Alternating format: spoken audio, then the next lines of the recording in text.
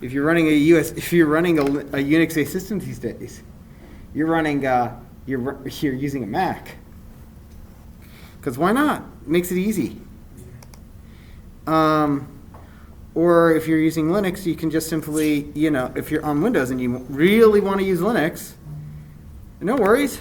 Just type in the operating system of your choice here after installing Git, and you've got a Windows virtual machine right here, Windows subsystem for Linux, which also has plugins and hooks to just simply, that has hooks so that you can work with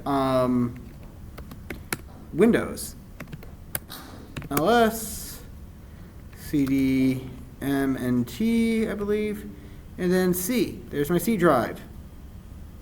No worries. And I can interact with it and run Linux commands, or I can even do stuff like run Linux GUI apps. This is Linux running a Linux app running on my computer. Why? Because I can. I mean, I hope for the day where I can actually run a Linux GUI like KDE or GNOME, because I actually really like those. But that's enough about me. Let's talk about Euler, Project Euler 87, I believe. 79. All right, I'm a big fan of Project Euler, especially as things get more and more complex in computer science.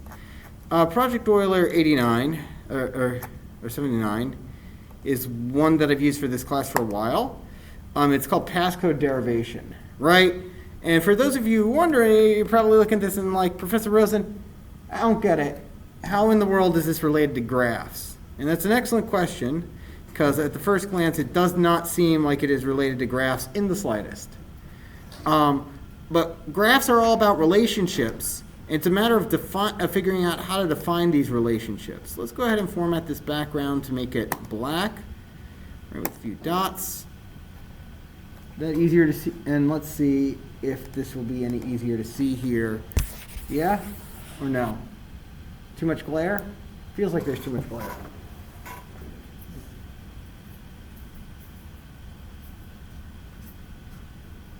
It's that sun. It's that sun. That's what it is.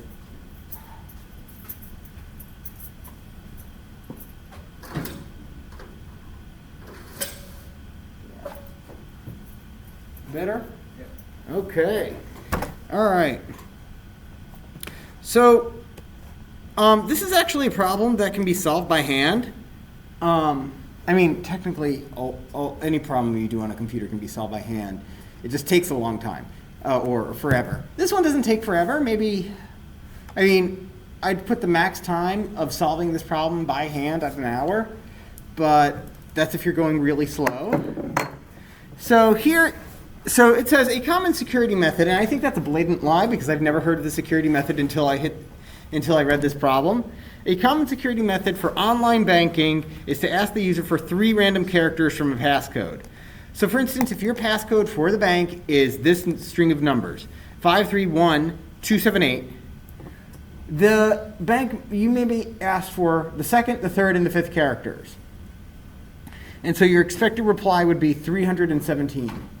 Right, what's that? Over here.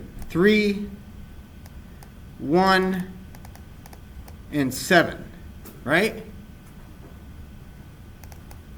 3, 1, and 7. Because we asked for the 2nd, the 3rd, and the 5th characters. Right? Here is a text log that contains 50 successful login attempts. What's not explicitly stated here is that these are all from the same password. Right? This is all the same. These are all same password. Right? Given that the 3 characters are always asked for in order, analyze the file so as to determine the shortest possible secret passcode of unknown length. And the answer for this one is this over here. Okay? It starts 731. Okay? And we've got these numbers. Now, what this means essentially is, given that these shortest 3 characters are always asked for in order, the shortest possible secret passcode. So Let's go through that, starting with the shortest possible. Shortest possible, as it turns out, will make this so that the file,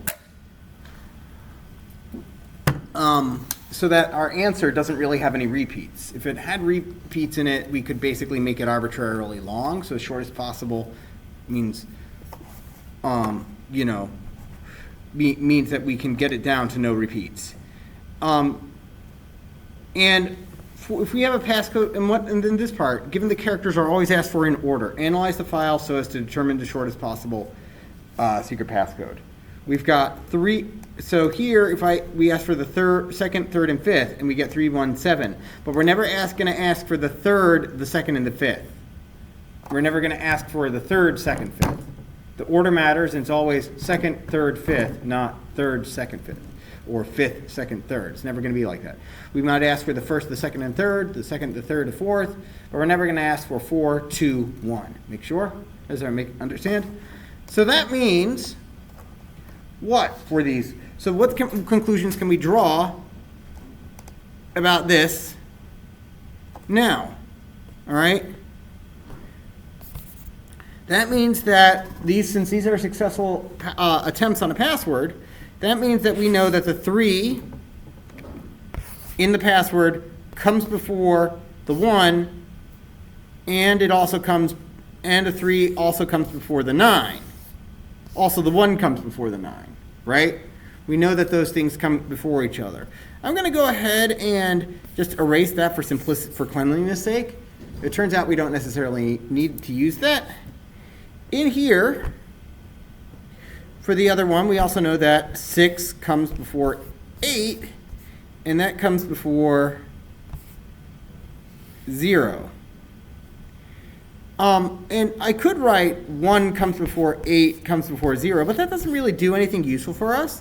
Instead, for the third one, I'll draw 1 comes before 8, and that comes before 0, right? Now we're getting somewhere because our knowledge is connected. All right, so now I'm going to go ahead and move this down to my second screen. I'm going to go ahead and blow this up. I'm going to get my pen, and then I'm actually going to start drawing this in a much more clean way, and we're going to see what emerges. Okay, now, and then I'll relate it to how you do it in Jung or whatever framework you use, okay? So 3, so our first one was 3 comes before 1, 3 comes before 1, and 1 comes before 9, right? And then 6 comes before 8, and that comes before 0. And 1 comes before 8, which comes before 0.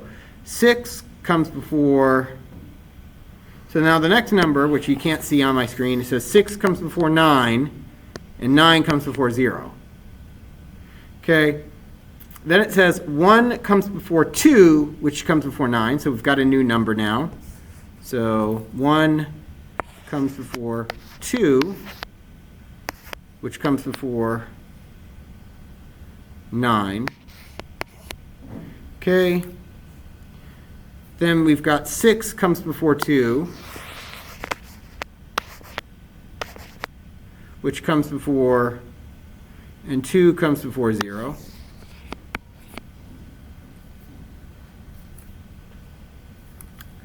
Seven comes before 6, and 6 comes before 2. We already have the 6 comes before 2. 6, 8, and then 9. 7, 6, 2 was already in there. This has some repeats. 3, 1, 8, 3, 6, 8, 7, 1, and then 1 comes before 0, it says. 7, 2, 0, got 7, 2, and 2 goes to 0. 7, 1, 0 again. 6, 2, 9. There's a reason I have to do so many of these. Because I don't have it unambiguous yet. 6, 2, 9, 1, 6, 8, Oh, that's useful. 1, 6, 8, 1, 6, 0, 6, 8, 9, 7, 1, 6, 7, 3, 1. That's basically all I needed now. 7, 3, 6, 7, 2, 9, 3, 1, 6, 7, 2, 9, 7, 2, 9, 7, okay, it's 2, and then 2, yep, 2, 9, 0. So that should be enough for me to do this. So now we've got this graph. And what we've got here specifically is a directed acyclic graph. All right, 3 big words, 3 scary sounding words, but, it's a series of 3 words that sound scary, but only 2 of them are, but only one of them scary, the acyclic. And because it's in the middle, it makes the entire thing seem scary. But we know what a graph is in computer science. It's a data structure that describes relationships. Directed means that these relationships are one way, they're unidirectional. And acyclic means no cycles. No cycles. So one feature of acyclic graphs is that they have sinks. They have to have at least one. This one has only one. Basically, there's a node in this graph that once you get to this node, you can't get out of it, essentially. They also have sources, which are you start here and you get to never come back, because of course it's acyclic. Now, what we need to do over here is that we've got now a relationship. We've got what is the graph? The graph is the numbers, those are the vertices. The numbers are the vertices, and the edges represent the ordering of these numbers. Which number comes before which number? Okay? So how do I go from here to an actual answer? And the answer is we use something called topological sorting, which is a different kind of sorting algorithm. This basically all these graphs, when we see these can kind of be linearized. They can be put into like an order that you can you can line these up straight. You can kind of flatten this out if we took the time to do so. The edges would be a bit messy, but we can flatten this out into kind of the order they'd be output in. But how do we get the order that we want? We use something called Kahn's algorithm. Or there's actually a ton of algorithms. I like to use Kahn's algorithm, mainly because it gives me an excuse to shout Kahn, like in Star Trek, but that's silly. But anyway, Kahn's algorithm makes me think of it more than shout it. But anyway, 1962. The idea here is that you've got L is a list of this is your output set. Is all the nodes with no incoming edges. So it's gonna, so initialize it, you look for all the nodes with no incoming edges. While S is not empty, do the following. Remove a node from your set of nodes that have no incoming edges, add it to the list, and then for each, and then you delete basically all the edges from the graph that were attached to the node you just put into L. Or another way to put about it is look for a node with an in degree of 0, put it in your output, and then remove it from the graph. Wait, in degree? I just used another term. Okay, in degree. Okay, so nodes have a degree. I said I wanted to use this color.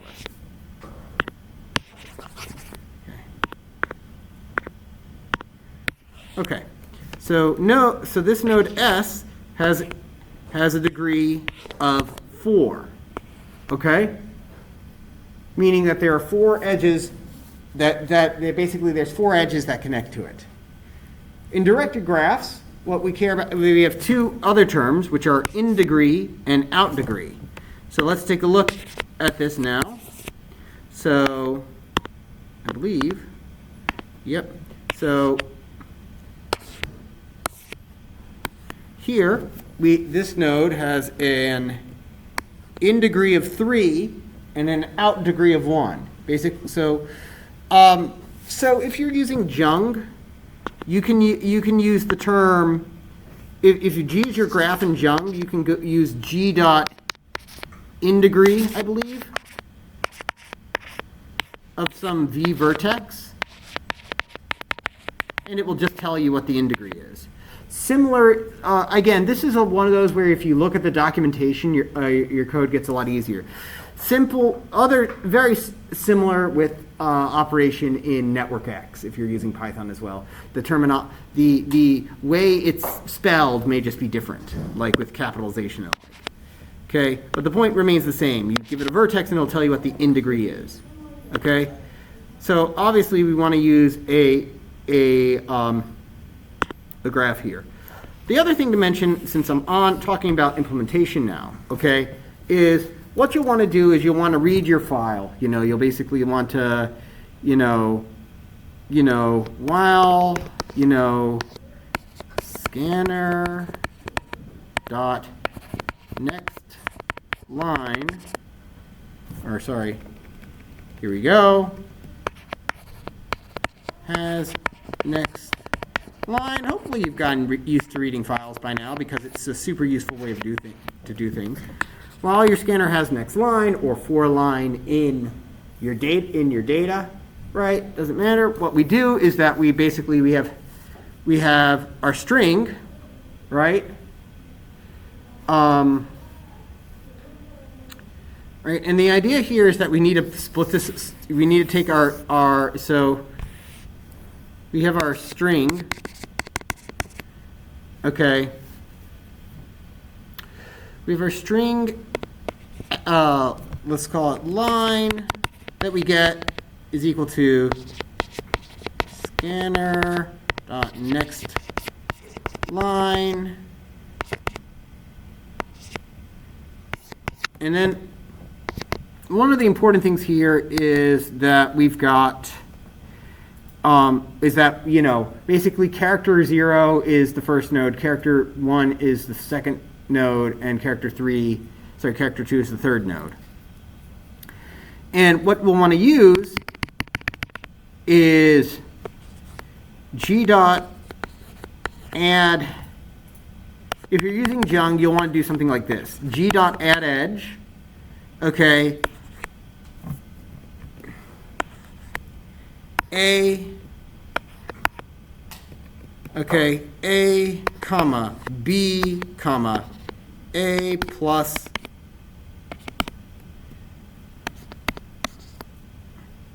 okay.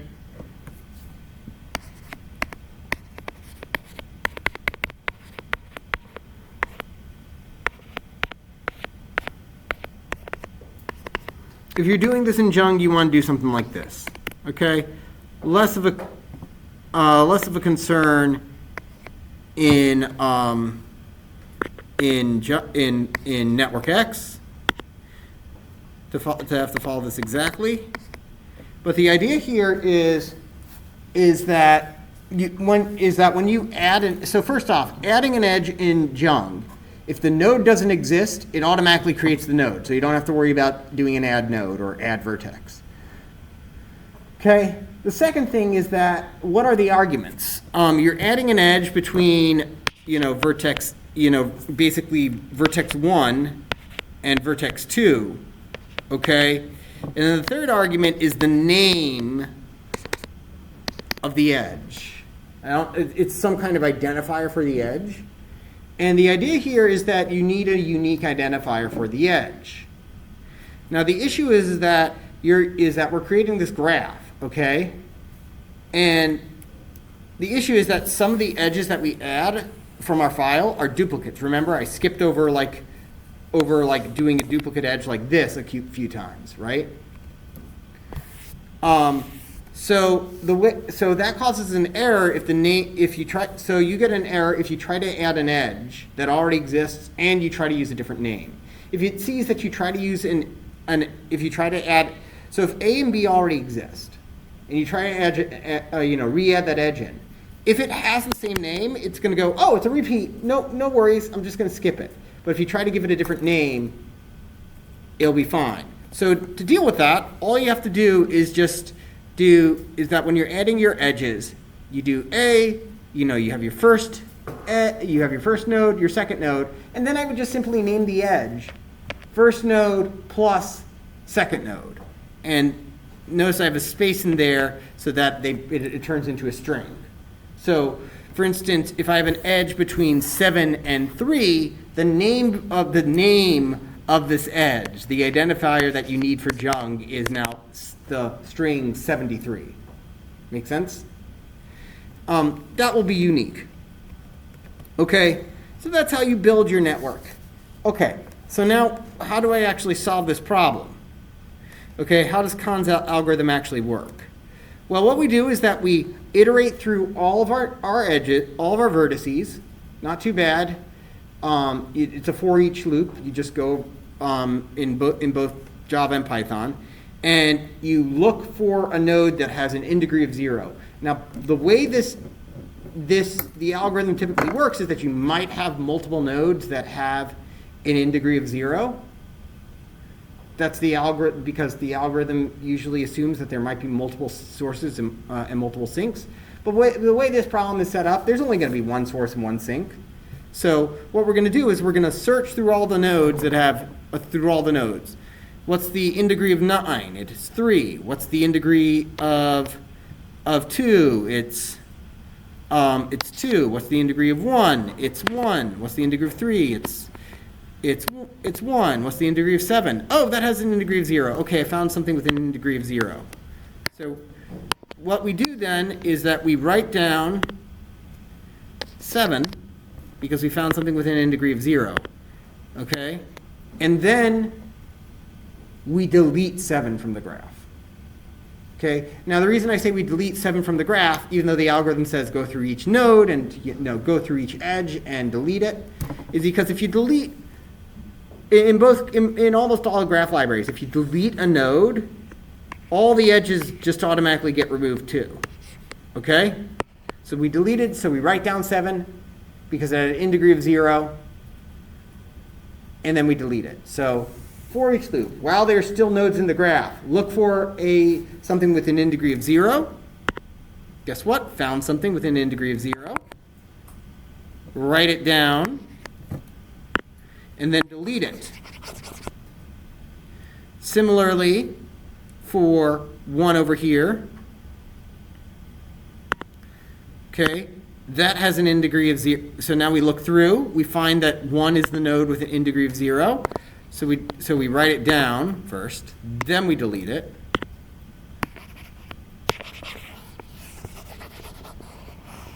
Okay, which leads us to, I believe, 6 having our next thing. As you can see, I made a little mistake here where I drew two lines from 6, but that's fine. And then over here, it seems like we didn't have enough. We didn't read the entire file, so because now we have 2 possible things with an in degree of 0. 6, but if we read the file, we'd find that either 2 comes before 8 or 8 comes before 2. We just hadn't read the entire file yet. But once we do that, we can get our answer, which again would be, as you see, 7316, right? And then if we read the entire file, we get 2 and 8 and then 9, 0. It's also possible that I did write something down between them and I accidentally erased it, but that's why I say you can do this one by hand. It just takes a bit. Okay? But that's how this is a graph problem. It's just a dressed up one. Okay? Make sense? So it's not too bad of a problem. I'm going to stop recording it, and I'm going to immediately upload it.